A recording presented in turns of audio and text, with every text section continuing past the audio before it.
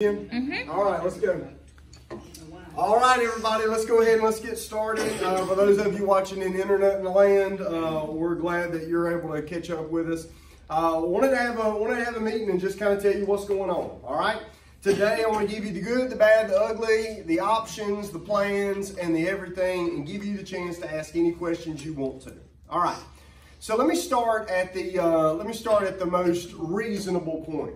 So a few weeks ago, during a music concert in Israel, Hamas attacked Israel. That's kind of where it started. Now, for Israel to experience sudden kind of attacks really is not outside of their norm. They plan for this. All of this just is what it is. They live at a heightened state of preparedness at all times. We have always told our people to expect to hear odd things as things start getting colder outside. So fall starts transitioning into winter, to expect wars and rumors of wars and dust-ups and all that. The reason why we tell you to expect that is because this is the time of year when they can get away with some of this because it's low tourism.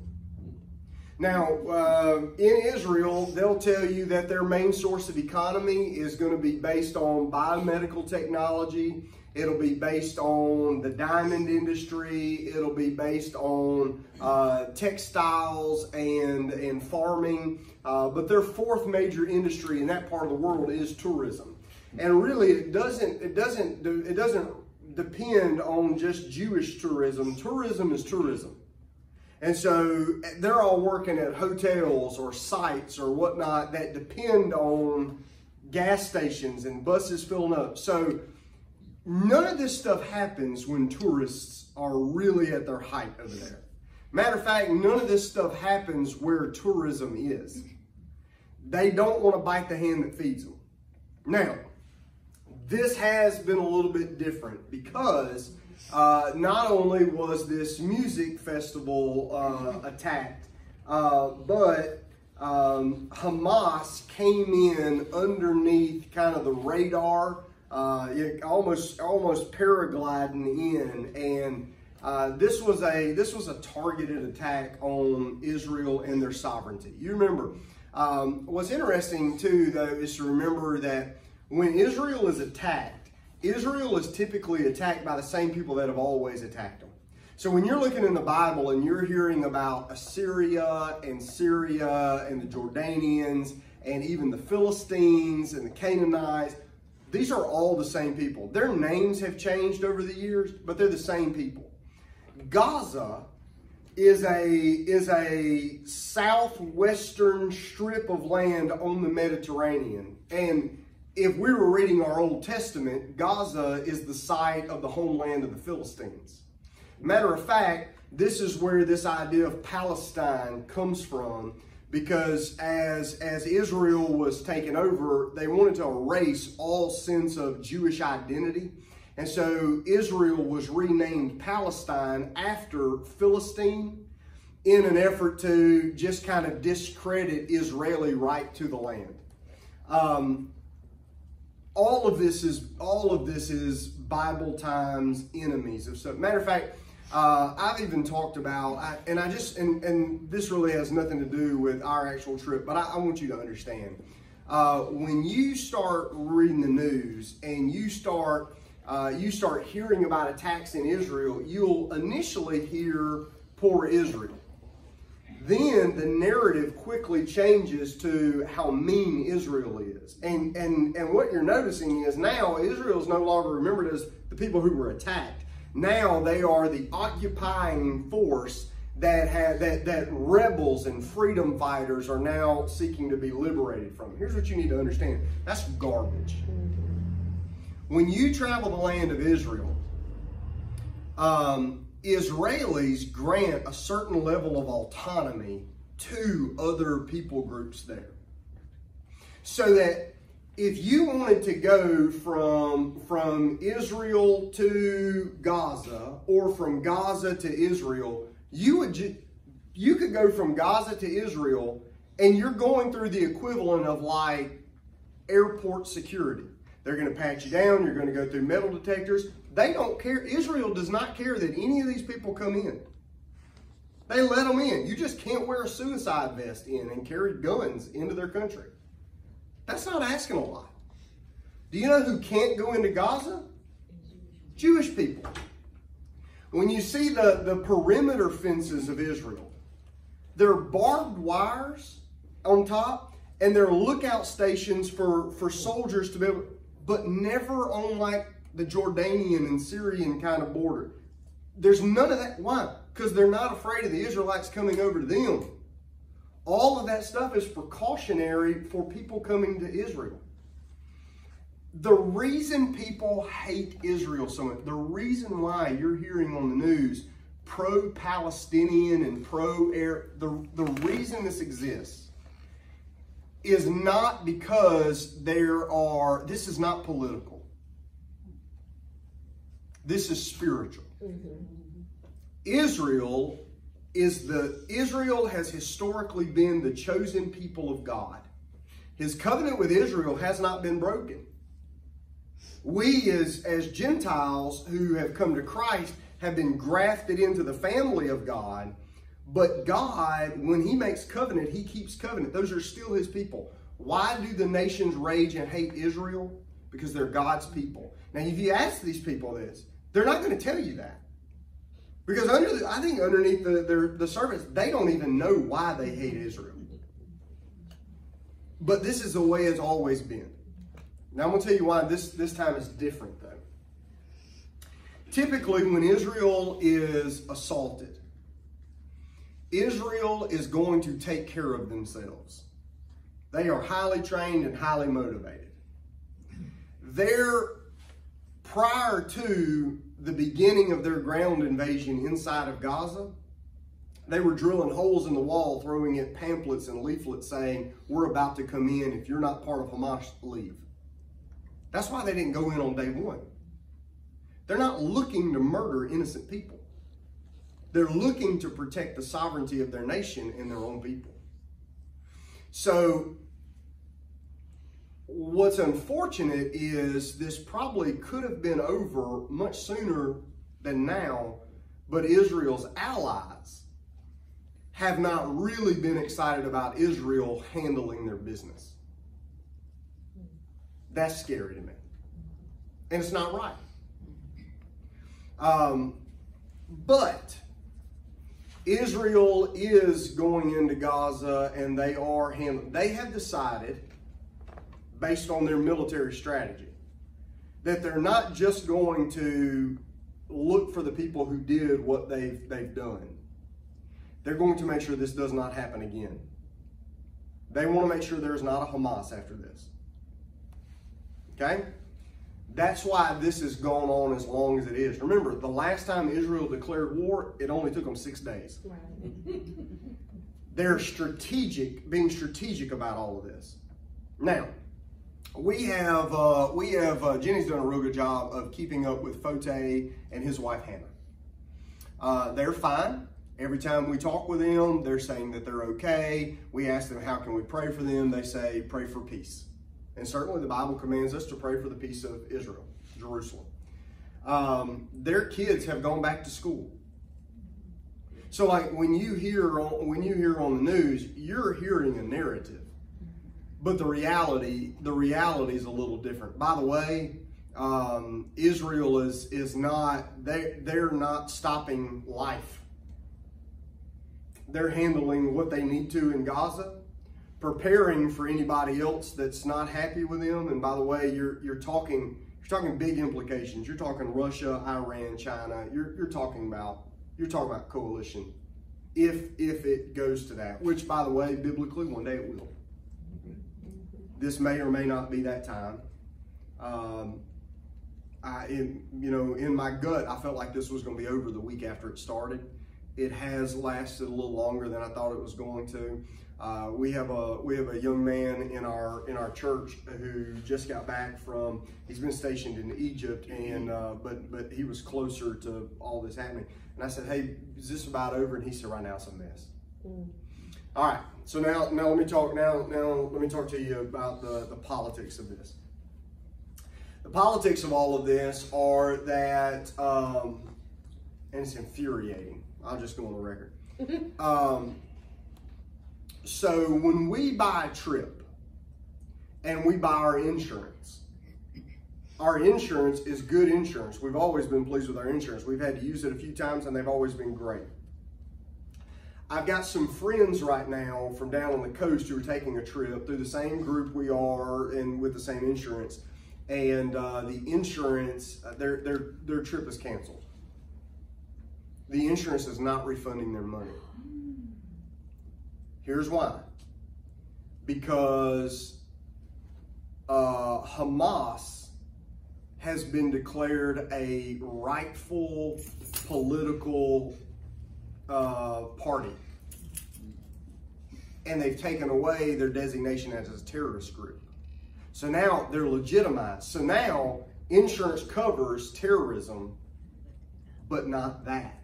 Now that's a loophole for the insurance. So they're trying to figure it out. I think they're going to be okay because flights are not allowed. Flights are not going out of New Orleans where they're flying out of. I think that's the loophole. If I'm the group leader, that I'm hounding them, going, no, we get our money back because we don't have a way there. You don't want to pay for terrorism, that's fine, but now we've got a flight issue, so I want my money back. I think they're going to be fine. We are not in that danger, okay? But we have a window, okay? So we technically, as a group, have until December the 8th to cancel our trip and get all our money back. We're not going to wait till December the 8th.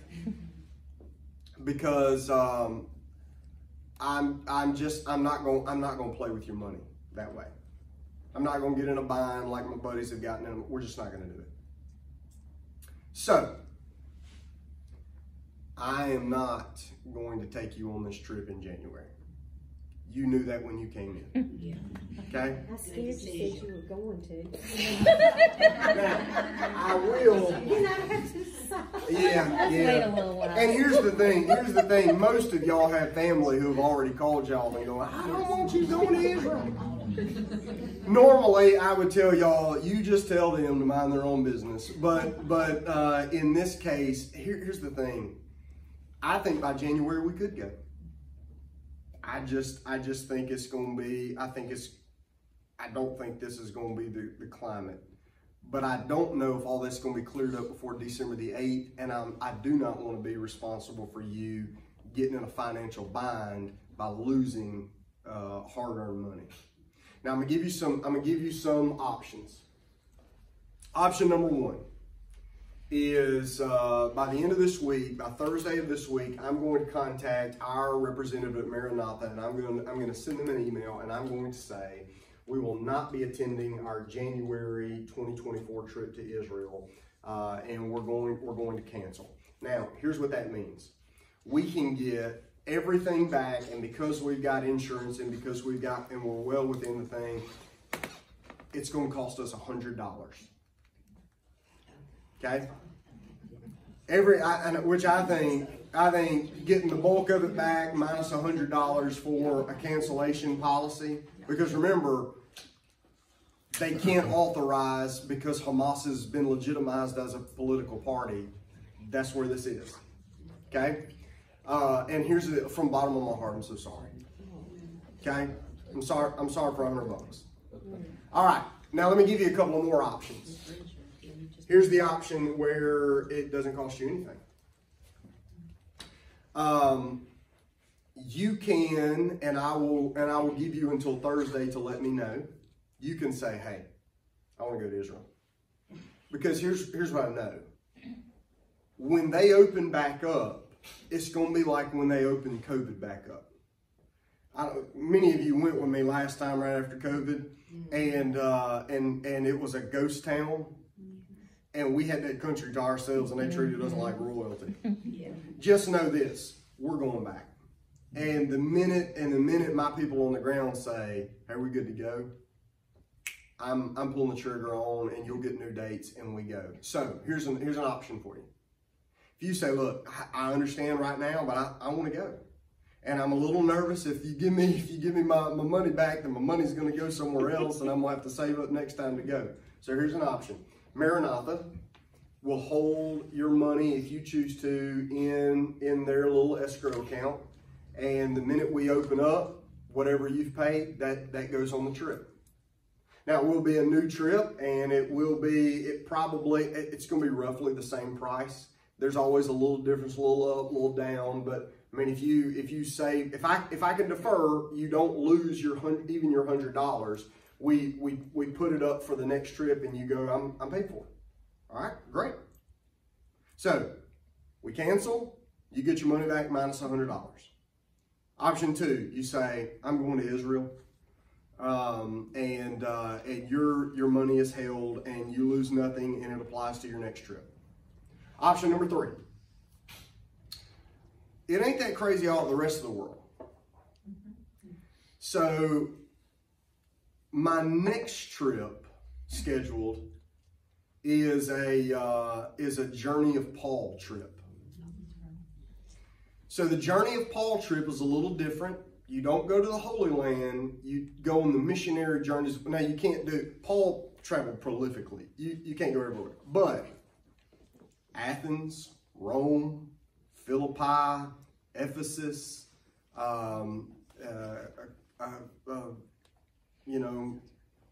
beautiful trip. This is one I've been planning for a while. It's about a 10-dayer. And currently looks to be even a little cheaper than what we've already paid for Israel. So option C is you go, I'm ready to go. And so what we can do is we can tell them that you would like to defer for another trip.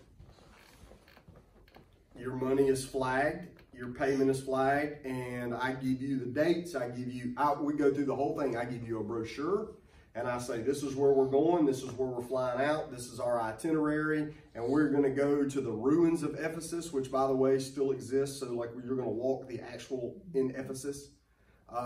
We will get to see. I've always wanted to do Greece, always, and so we'll do all of that.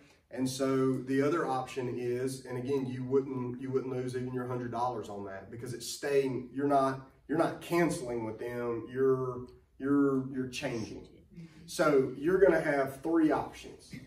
You say, I'm going to cancel, and then you get your money refunded back minus $100. You say, I want my money flagged for the next Israel trip. And I go ahead and I start planning that, and your money is applied to that trip sometime probably next year. Or you say, I want to also do the Journeys of Paul. I was waiting on that anyway. Why don't you they'll keep our money and they'll hold it, and we do that. And so those are going to be the 3 options I'm going to give you. I'm a cheapskate, so anything I can do to even save my $100 is going to be important to me. But I need you to understand. I'm sorry. I know, but here's my fear. My fear is that, and I've waited as long as I think I'm comfortable waiting. My fear is that we get to January and we go, well, we could have gone. But then the other side of me says we get to January and they say you not only are you not going, but you don't get your money back. I'm just, golly, that'd be terrible. Yeah. So, Dusty, will yes, ma'am. Fote be our guide in the Paul trip? Fote will not be able to be the guide, okay. And here's the thing, he hasn't been trained on that, and I wish he were. Yeah. But the other side of that is, like, they have guides like Fote all over these trips. The other thing is, you know how when we travel with Fote, we get a little special treatment at a lot of places? Well, it's because these people see Fote every day. Yeah. And so he has rapport with them. So we call them, and he's not just calling a guide at a building. He's calling his buddy on his cell phone going, hey, I'm going to be there in 5 minutes. I got a group. And we just kind of have our run of the place. He can't do that in Ephesus because he doesn't live in Ephesus. Yeah. He lives in Jerusalem, so we do what we want to do in Jerusalem. I do think he and I have toyed around with, our goal was we were going to tell Maranatha they should send both of us to get trained on this tour. I'll be trained as the tour host and he'd be trained as a guide. And if they want to send us, it's about a 20-day, training. I told them I'm willing to do that for them. And, anyway, no, he won't. But he will be my guide in Israel for the next trip, whenever that is, as soon as that's available. Yes, ma'am. So, will the Greece trip be a substitution for time frame wise? I have planned the Greece trip initially for January of 25. So my goal was to go Israel January 24 and then Greece January of 25. But now that we're at this stage, I'm probably going to call them and say, hey, shoot me a quote for Greece in a few different ones, and I'll look at the best deal. And a window of time frame. There's a window of time frame. I would say, I could get one for January, but I'm not going to. So I would say anywhere from summer 2024 to January 2025 would be a realistic. I need about 6 months to prep a group to be able to go, to get payments in, to get brochures and passports. I still don't have some of y'all's passports. So, so about a good 6 months is probably what I need. But I'll have all that quoted, and of course I'll share that with our group. The max I could take on the Greece one would be about 50, whereas the max I want to take on Israel is about 59. So not everybody's going to want to do that. Some are going to want to go to Israel, and some are just taking this as a sign of I'm going to Branson instead.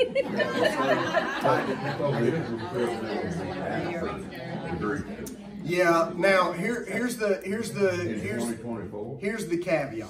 All right. The caveat is if by December they contact me and say, "Hey, Israel's a go," then I might go ahead and see, because I've got a window of when we can kind of pull the trigger on all this. So if by December Israel is calm and Hamas doesn't exist anymore, we may go ahead and do Israel. In January? Not in January. It would be summer of 24 to January of 25. Okay. I'm going to play all that by ear because ideally I want to do Israel first. Mm-hmm. But again, I also want good, bang for my buck. Mm-hmm. I can typically get the Journeys of Paul trip a little cheaper than Israel, just because of the way it's structured and its entry fees in a certain place.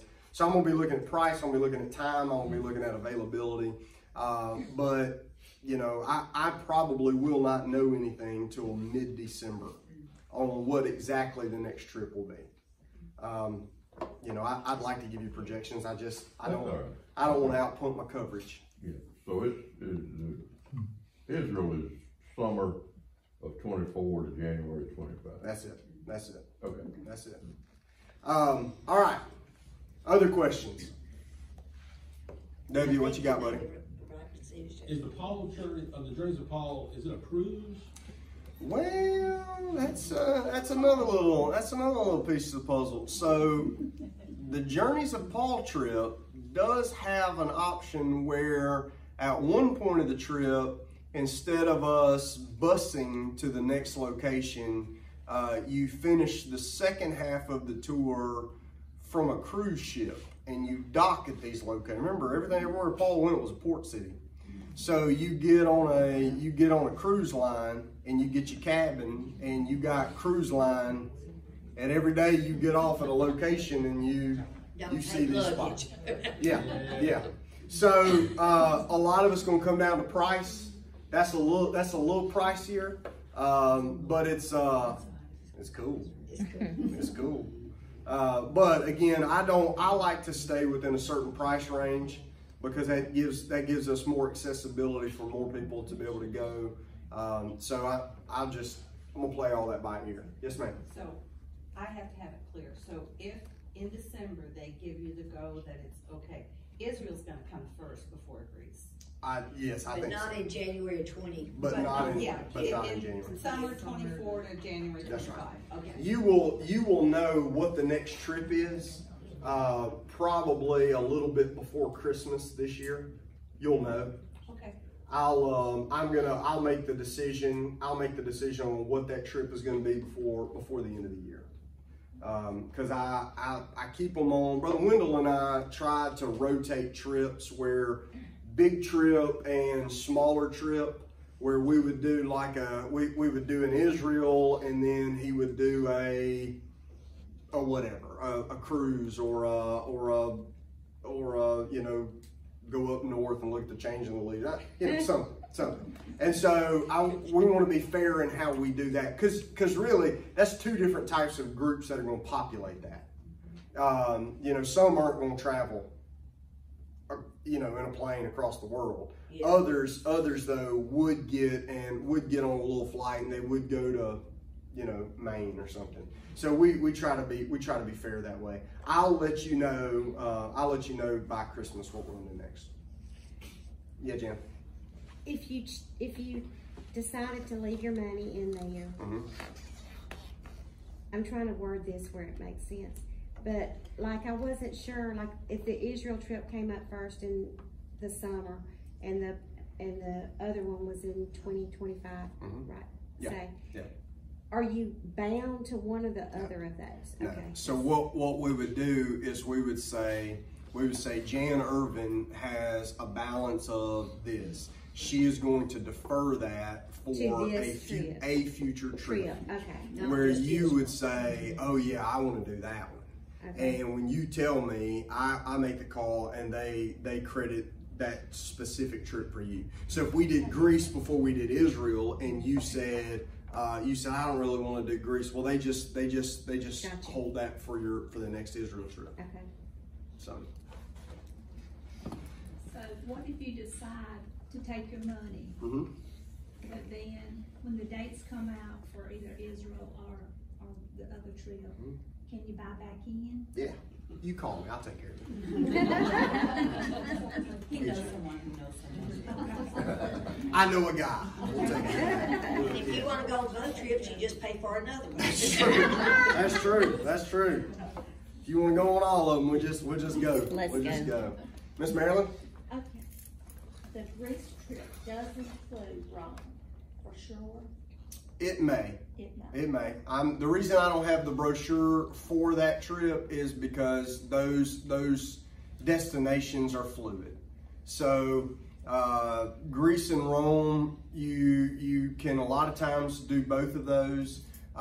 Sometimes they'll even break those out though, and they'll be separate, because there's a lot else you can do. Like you could do the 7 churches trip, which would include one, but the Pauline trip would be the other. So again, I can't give you specifics on that because I hadn't priced those out.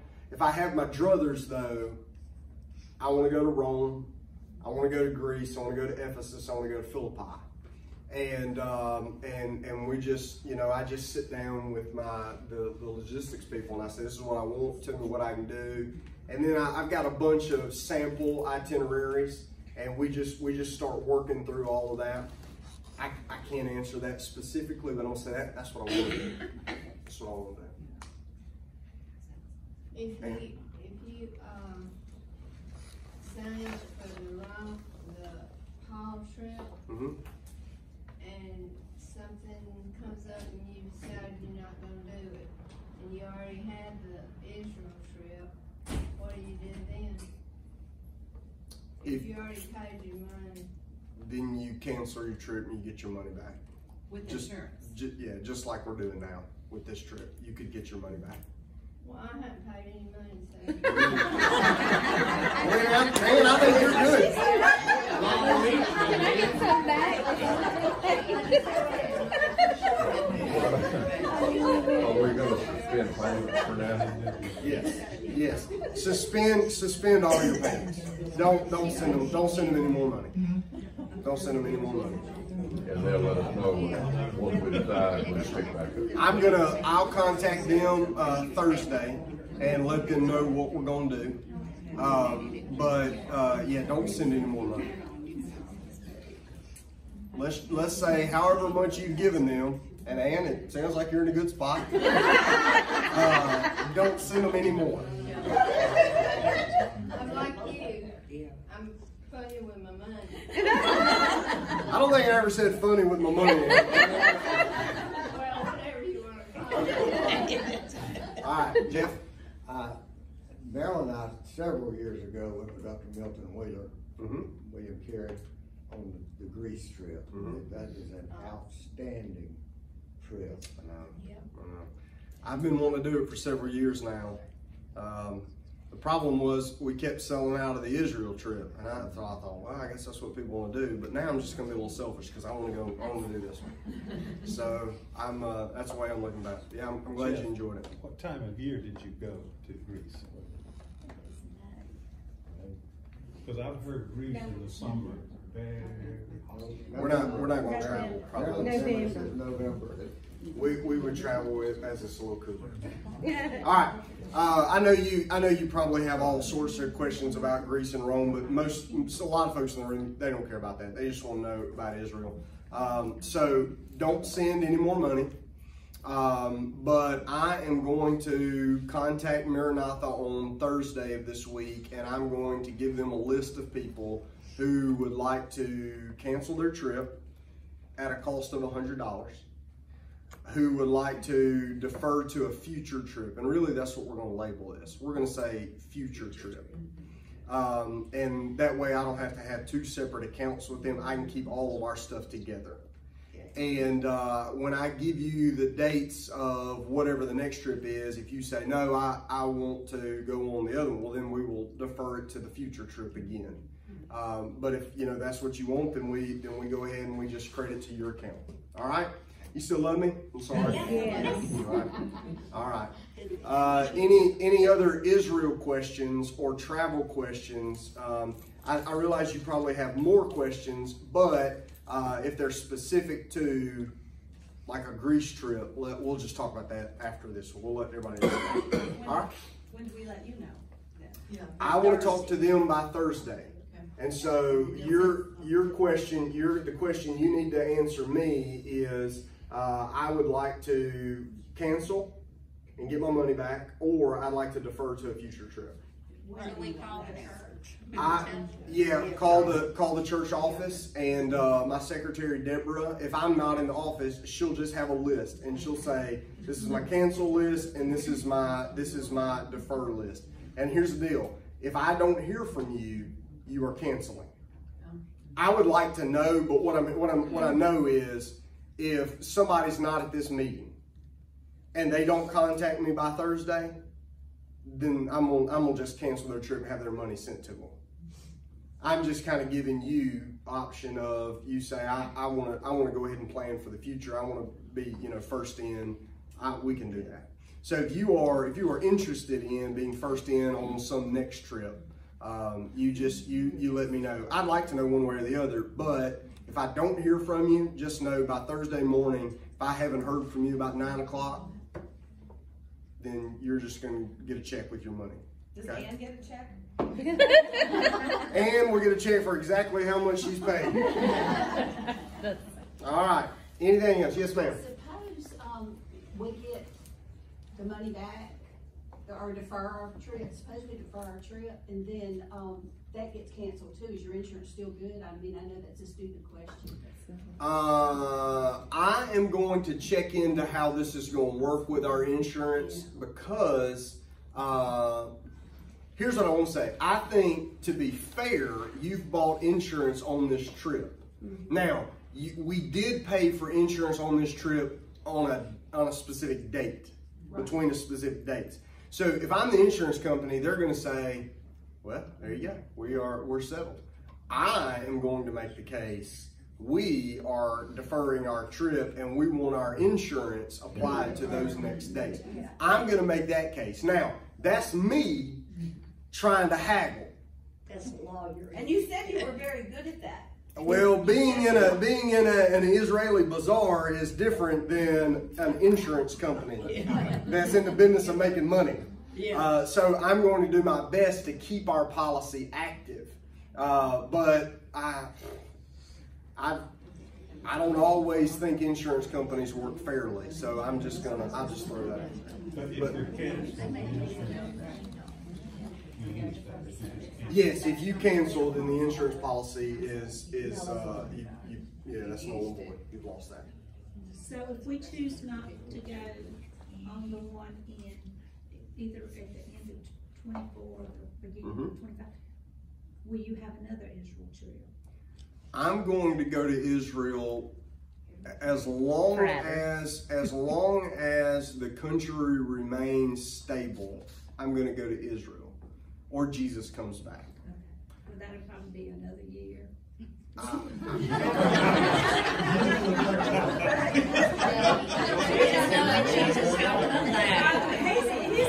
bit away, I think. I think he's a little bit.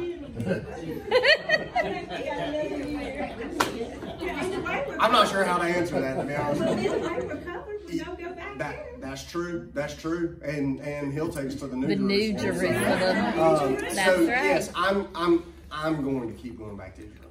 Just know we're going. Okay. All right. Anybody else? All right. Let us pray for the peace of Jerusalem. Our Father, we love you. And we thank you that you love us and that you sent your Son to die for the sins of the world. Father, I pray that you would give your land peace. I pray that justice would be done and that you would take care of your people, that you would give them safety on all sides. I pray that you would guard the lives of the innocent, whoever the innocent may be. I pray, Lord, that you would bless our friends in Israel. Father, I love our friends in Israel, and if we don't take trips, they don't have a job.